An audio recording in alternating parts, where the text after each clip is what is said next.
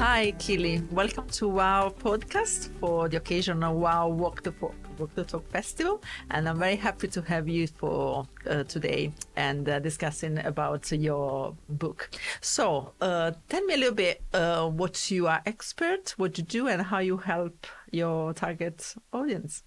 So I'm an executive leadership coach, trainer and mentor, and I inspire others to rediscover their why, but without compromising their health, and being able to enhance their performance, strengthen relationships, and build a pathway of change, follow their dreams. So, Yeah. And it's, originally it was specifically targeting women actually, but I had so many men that actually reached out to me and said, I connect with so much of what you're saying that I now actually help men as well. This is fantastic. Yeah. So what do you think it is then the common need of, these two genders that look like they are so different, but looks like they have a lot in common?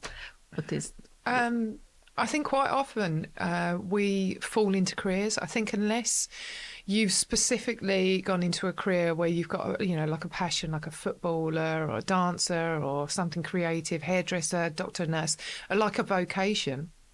Whereas many of us, we come out of school and we just like, what do I do? And, you don't know what you don't know, so sure. How do you know what path to actually follow? Or it's been taken out of yourself. And we was just talking to the lovely Felista and both Michelle, they're very creative people. And if you start off at school knowing that's something that you love, that's great. But then people will then turn around and say, oh, you can't do that because you're not going to earn enough money out of that. You need to go on this path. So you end up following a path that isn't suited to you. And whilst I had a successful career myself, and I enjoyed it, it wasn't till I left it that I realised there was so much that I didn't love of it. And, I went on my own journey of discovery, and that's where, I now want to teach and help others with it. And, when I started talking about things around stress, with stress and burnout, a lot of the topics that we talk about, this, feeling like an imposter, I'm not good enough, and, all not wanting to have confrontation, all of those kind of things, busy fools. Both men and women are experiencing them equally. It might be in slightly different ways, but they're experiencing them equally, and they're having that challenge. I think we was just talking about the fact that, in most cases, men struggle with being vulnerable, and it's one of the things that, I talk about quite a lot. And there's this unfortunate thing with men is that, on the one side, women want them to be vulnerable, but then when they are vulnerable, then they're then told, like, don't be weak, or don't, they feel shame, or all those kind of things. So they've got that battle themselves. So and that's where some of the balances come in. And also, how did I get into this role? When am I going to get found out? Yeah, so sure. They have that same problem. You see people looking really strong and stalwart and everything like that, when in reality they're dying inside and thinking, I'm actually going to get found out soon. Interesting. So you were talking about you had a path in the corporate world. So do you regret missing out on what instead now you have you are appreciated about your job, yourself, and the way are you expressing yourself? I'm not saying if you regret the fact that you've been in corporate world, but if you regret delaying the opportunity for you to get to the next level.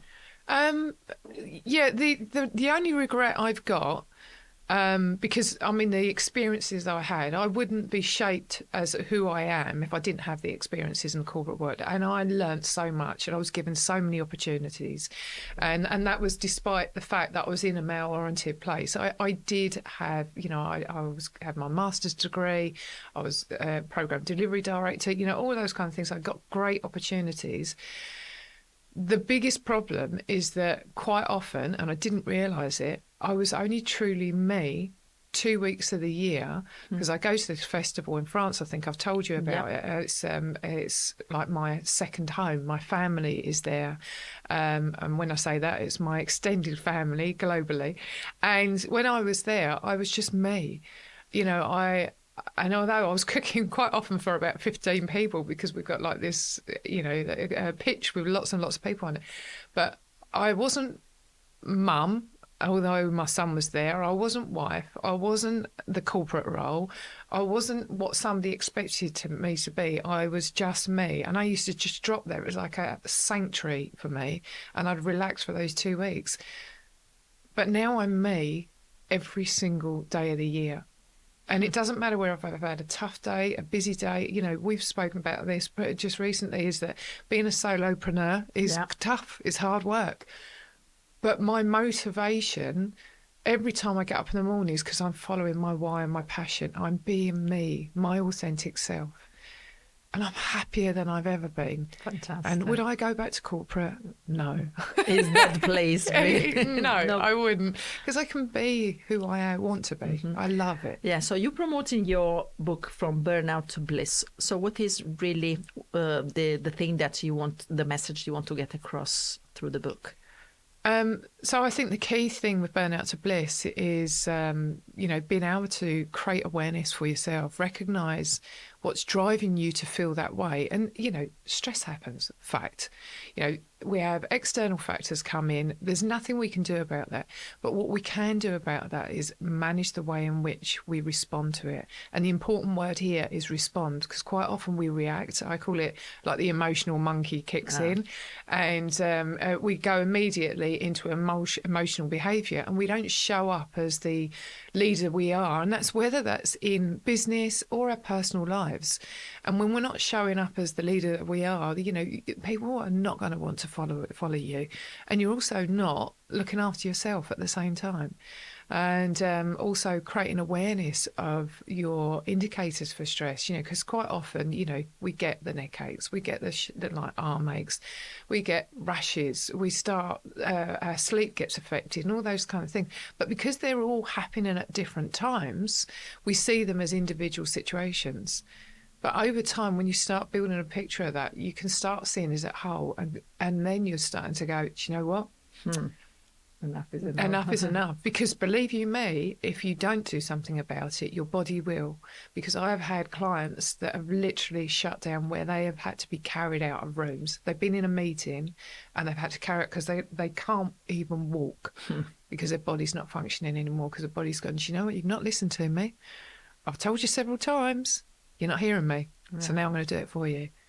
And that's why it's so important. And that's the biggest message, is creating awareness so you can do something about it. As you know, with the WOW Festival is the first stop of the year, connection with the 4 elements of the earth and the earth. And actually, the first element is the earth itself. So the 4 natural elements with the first stop is the earth connection, which is nurturing yourself.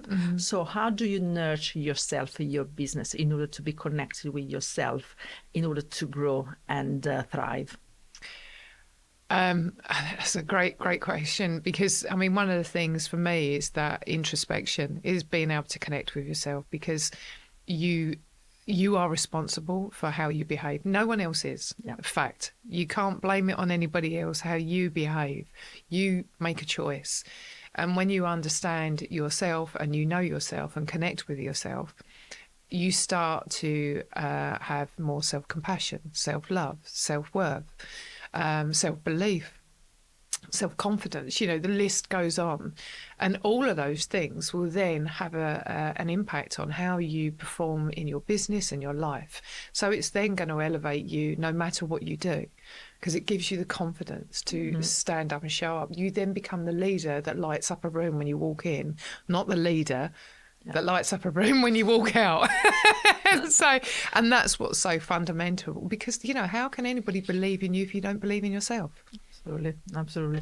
So I'm asking you to look straight to the camera and tell us what is your keyword for 2024 in order to grow your business. And you have the time, you can take your own time. So, well, that's actually an easy one, because I was set a task and a challenge at the beginning of the year. Part of this book club is like, what is your word of the year? And mine is transformation.